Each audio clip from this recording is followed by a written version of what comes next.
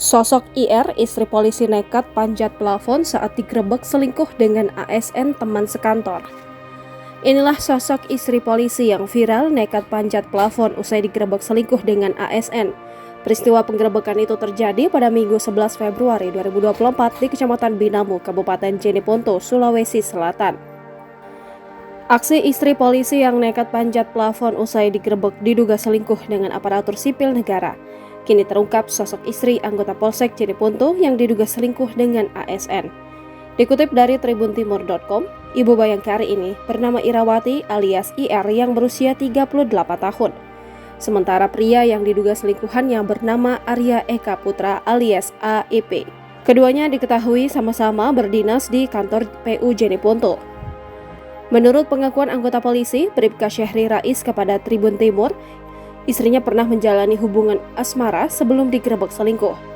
"Ini istriku, Pak, sama ini laki-laki pernah pacaran waktu kuliah," kata suami sah Irawati, Bribka Syahri Rais melalui telepon Senin 12 Februari 2024.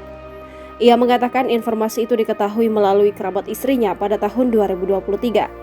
Kecurigaan perselingkuhan istrinya pun mulai dirasakan saat mendapat laporan dari adik kandungnya.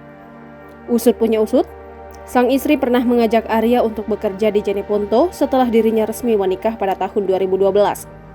Ajakan tersebut lanjut Syahri setelah dirinya dikaruniai seorang anak perempuan.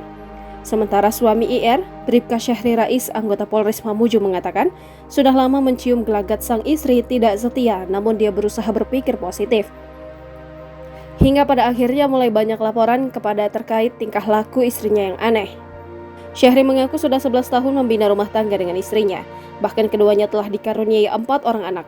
Syahri bahkan menyebut selama 11 tahun pernikahan bisa dihitung jari berapa kali sang istri menjejakkan kaki di Kabupaten Mamuju.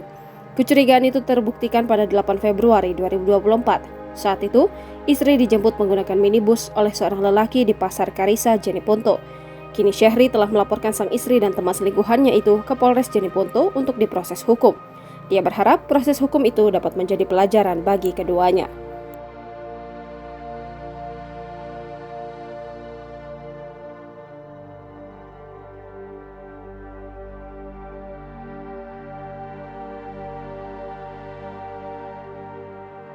Download Tribun X sekarang, menghadirkan lokal menjadi Indonesia.